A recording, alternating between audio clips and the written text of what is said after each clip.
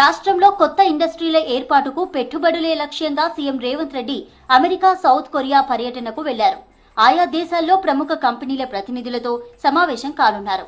తెలంగాణకు పెట్టుబడులు రావాలంటే ముందుగా రాజధాని హైదరాబాద్లో మౌలిక వసతులు మెరుగుపర్చాలని సర్కార్ నిర్ణయించింది.